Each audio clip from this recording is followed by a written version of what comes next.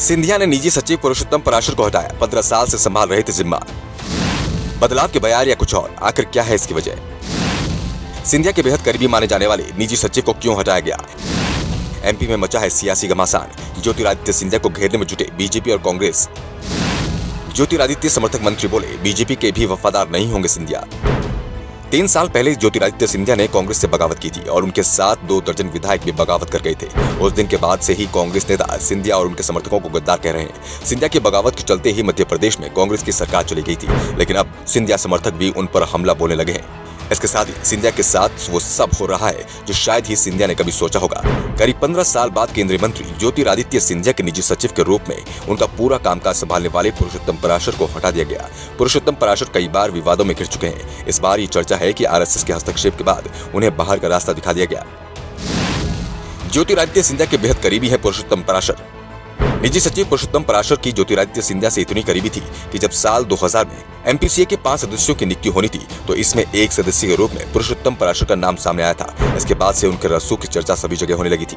अगर केंद्रीय मंत्री ज्योतिरादित्य सिंधिया से किसी भी आम और खास को मिलना होता था तो सबसे महत्वपूर्ण भूमिका पुरुषोत्तम पराशर ही निभाते थे। उनके हटने के पीछे संघ की नाराजगी को प्रमुख कारण बताया जा रहा है। हालांकि इसकी आधिकारिक तौर पर कोई पुष्टि नहीं हुई। ज्योतिरादित्य सिंधिया के साथ हमेशा जुड़ा पुरुषोत्तम पराशर का नाम। केंद्रीय मंत्री ज्योतिरादित्य सिंधिया पर जब भी कोई आरोप लगे तब निजी सचिव पुरुषोत्तम पराशर का नाम जरूर जुड़ा।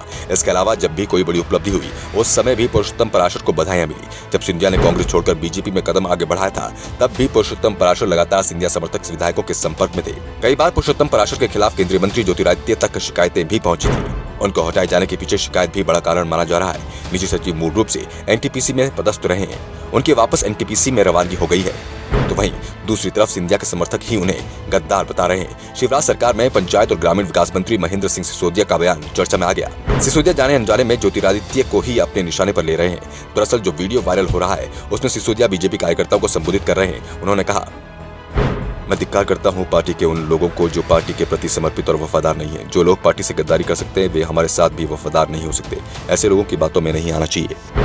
कांग्रेस अब सिसोदिया से सवाल कर रही है कि क्या ज्योतिरादित्य सिंधिया अब बीजेपी से भी गद्दारी करने वाले हैं, क्योंकि 4 दशक तक कांग्रेस में रहने के बाद वो पार्टी से गद्दारी कर गए थे।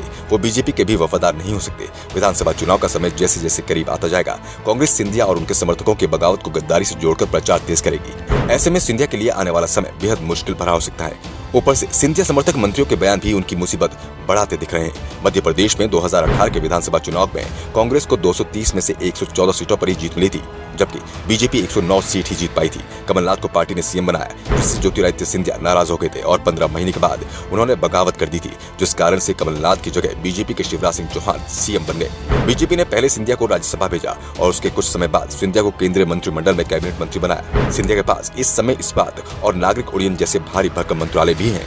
उनका बीजेपी में कद लगातार बढ़ता जा रहा है। Bureau report, Indian news.